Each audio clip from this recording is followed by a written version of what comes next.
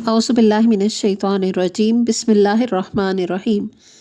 السلام علیکم ورحمۃ اللہ وبرکاتہ۔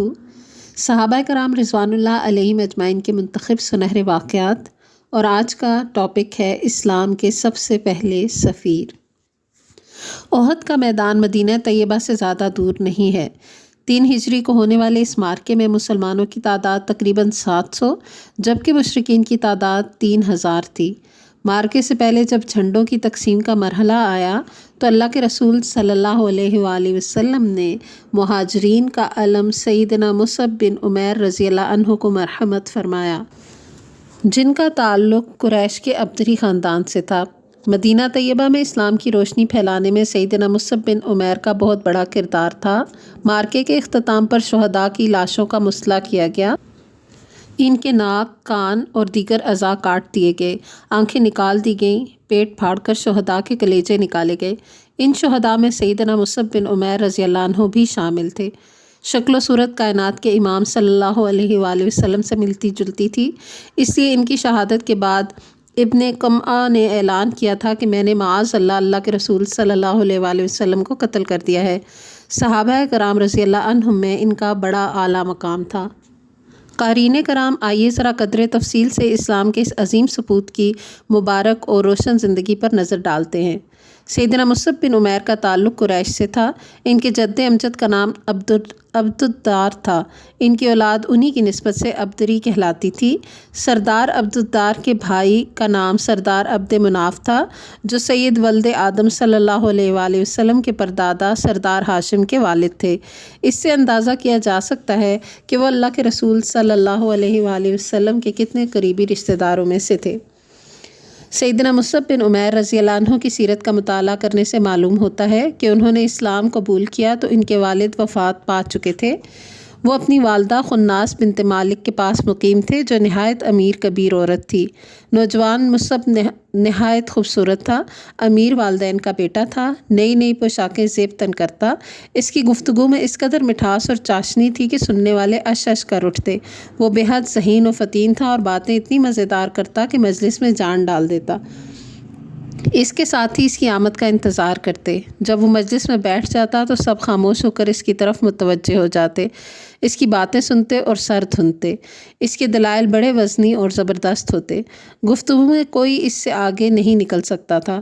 وہ اپنی دھن کا پکا تھا، جب کوئی عزم و ارادہ کر لیتا تو پھر اسے کوئی تبدیل نہیں کر سکتا تھا۔ وہ مکہ میں کسی سے نہیں ڈرتا تھا، تاہم ایک ایسی شخصیت ضرور تھی جس سے وہ خوب ڈرتا تھا، اس کے سامنے اس کی گھگی بن جاتی تھی۔ یہ اس کی والدہ تھی۔ آج وہ اپنی والدہ، قریبی رشتہ داروں، قوم کے اشراف کے سامنے کھڑا تھا۔ اس کی والدہ نے تھپڑ کھینچا اور قریب تھا کہ وہ اپنے بیٹے کو دے مارتی، مگر اشراف قریش میں سے ایک نے اسے منع کیا اور کہا، ہم ابھی اس کو سمجھا لیتے ہیں، یہ سمجھ جائے گا، تم اتنا غصہ نہ کرو۔ یہ نوجوان زعمائے قریش سے مروب ہوئے بغیر ان کو نہایت دل نشین انداز میں قرآن حکیم کی آیات سنانے لگا۔ والدہ خناس بنت مالک نے اس کو خوب سمجھایا اور ڈرایا بھی، بالآخر لالچ بھی دیا، مگر یہ کوئی بات سننے کے لیے تیار ہی نہیں ہوا۔ سیدنا مصعب بن عمیر رضی اللہ عنہ مکہ مکرمہ کے باسی تھے۔ یہ سب سے مہنگا اور اعلیٰ عطر استعمال کرنے والے نوجوان تھے۔ انہیں اسلام میں سب سے پہلا سفیر اور مبلغ بننے کی سعادت حاصل ہوئی۔ اگر آپ سیرت پاک کا بغور مطالعہ کریں تو آپ کو معلوم ہوگا کہ اللہ کے رسول صلی اللہ علیہ وآلہ وسلم کی بے شمار خوبیوں میں ایک نمایاں خوبی یہ بھی تھی کہ آپ صلی اللہ علیہ وآلہ وسلم اپنے ساتھیوں سے ان کی استعداد اور صلاحیت کے مطابق کام لیتے تھے۔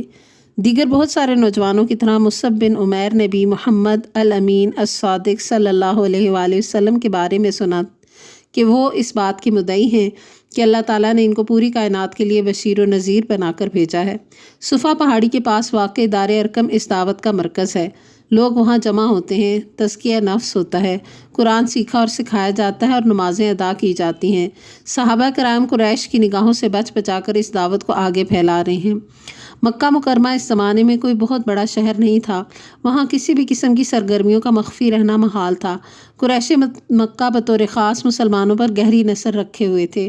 ایک دن عثمان بن طلحہ نے اپنی آنکھوں سے مصعب کو دار ارقم میں داخل ہوتے ہوئے دیکھ لیا، اور پھر کسی دوسرے دن دیکھا کہ وہ محمد صلی اللہ علیہ وآلہ وسلم جیسی نماز پڑھ رہا ہے۔ مصعب تک یہ خبریں مسلسل پہنچ رہی تھیں اس نے اپنے لختے جگر کو رسیوں سے باندھ دیا، خوب مارا، سارے طریقے آزمائے، مگر ان کے ارادے کو بدل نہیں سکی۔ ادھر مسلمان حبشہ کی طرف ہجرت کر رہے تھے۔ مصعب بھی اپنی والدہ کو جل دے کر اسی قافلے میں شامل ہو گئے۔ کچھ عرصے بعد مصعب واپس مکہ آ گئے۔ ان پر عرصہ حیات تنگ کر دیا گیا تو دوبارہ حبشہ چلے گئے اور پھر ایک مختصر سی مدت کے بعد واپس مکہ مکرمہ تشریف لائے۔ اب بھی ماں نے ان پر اپنی سختی برقرار رکھی اور بیٹے کو کوئی بھی سہولت دینے سے انکار کر دیا۔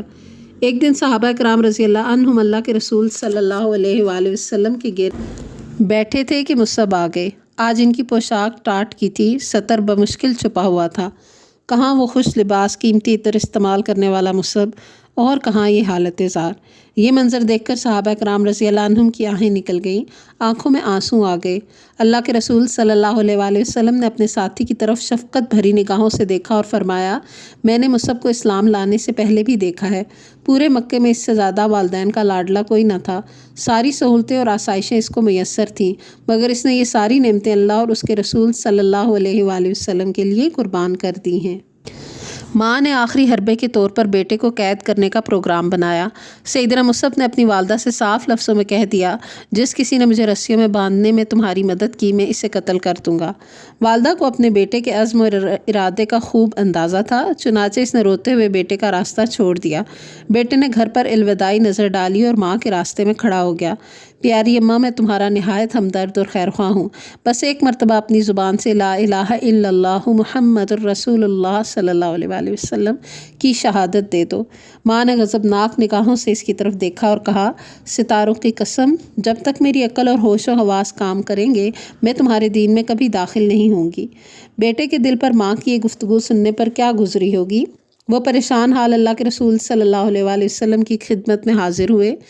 ان کی قسمت جگمگا اٹھی۔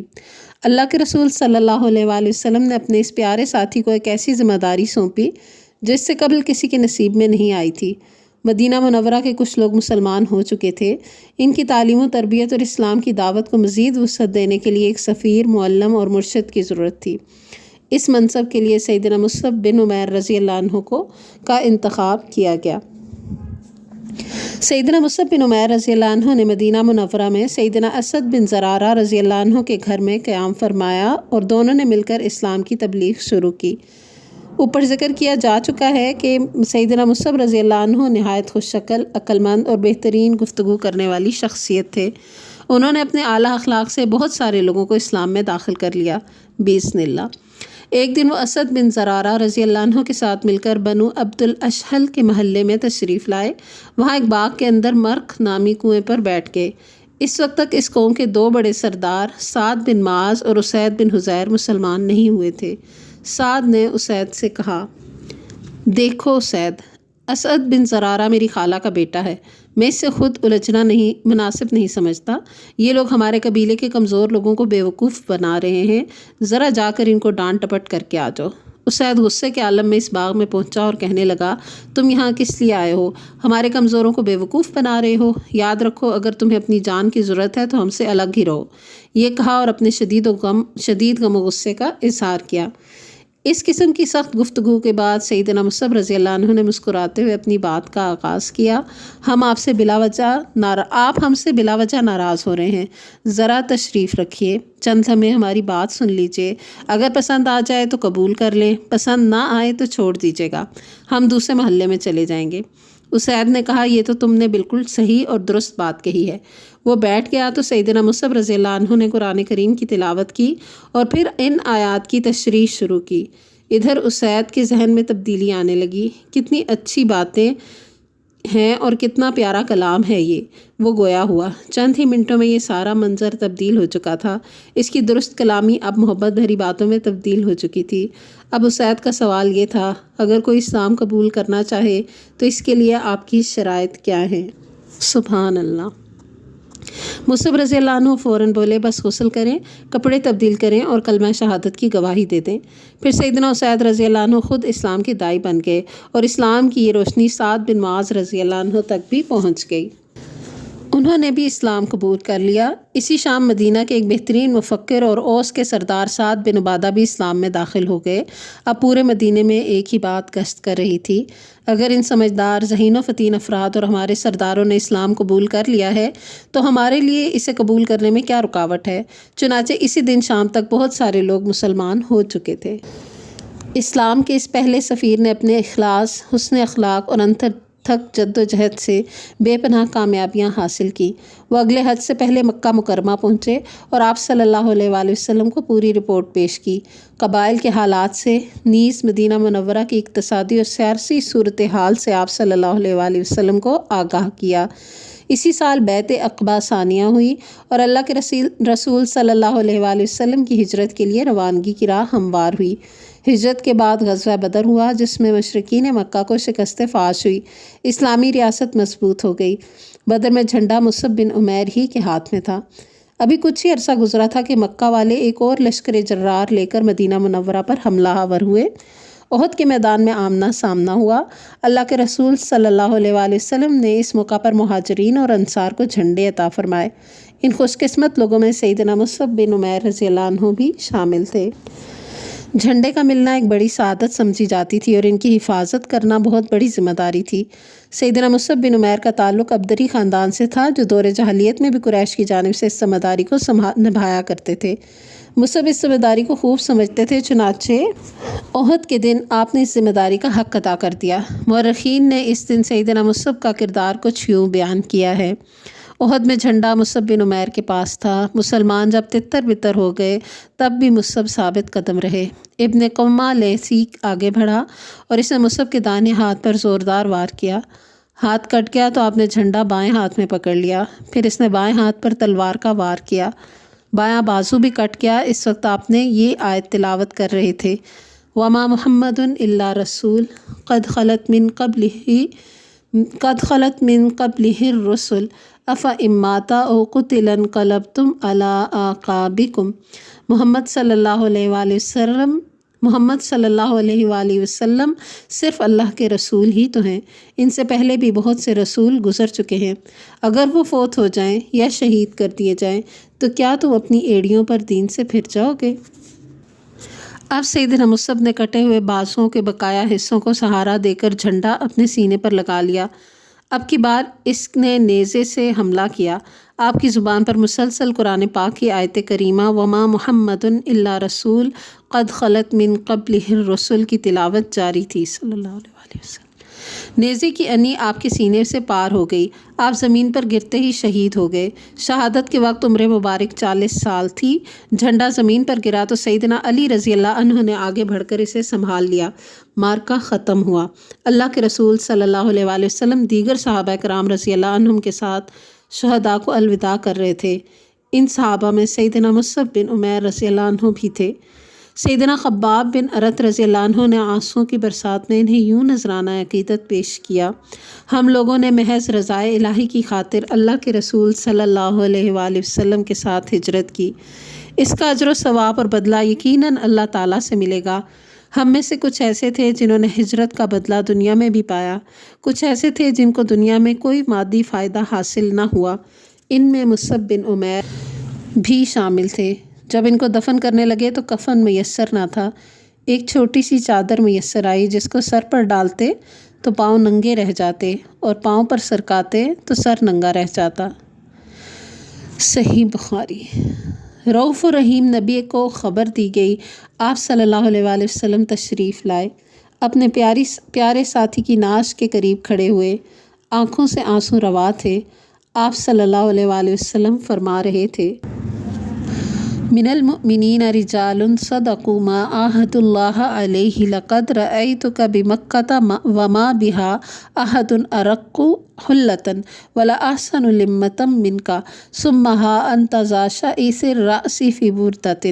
مومنوں میں کچھ لوگ ایسے ہیں جنہوں نے اپنے رب کے ساتھ کیے ہوئے وعدے کو سچا کر دکھایا۔ مصعب، میں نے تمہیں مکے میں دیکھا تھا، تم سے زیادہ نفیس لباس اور تم سے زیادہ خوبصورت بال کسی کے نہیں تھے۔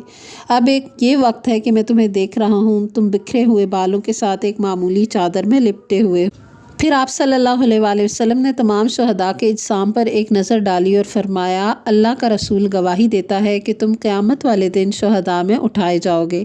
پھر آپ صلی اللہ علیہ وآلہ وسلم نے صحابہ کو حکم دیا غطوا بہا رأسہ واجعلوا علی رجلیہ من الاسخر، مصعب کے سر کو چادر سے ڈھانپ دو اور قدموں کو اسخر گھاس سے ڈھانپ دو اور پھر قبر میں دفن کر دو رضی اللہ عنہ و ارضاہ۔ صحیح بخاری۔ کیا خوش نصیبی ہے مصعب بن عمیر کی، اللہ کے رسول صلی اللہ علیہ وآلہ وسلم نے ان کے جنتی ہونے کی بشارت اسی دنیا میں عطا فرما دی تھی۔ تو یہ تھے ہمارے پہلے مبلغ اسلام حضرت مصعب بن عمیر رضی اللہ عنہ۔ وآخر دعوانا ان الحمد للہ رب العالمین، سبحانک اللہم و بحمدک، نشہد ان لا الہ الا انت، نستغفرک و نتوب الیک۔ السلام علیکم ورحمۃ اللہ وبرکاتہ۔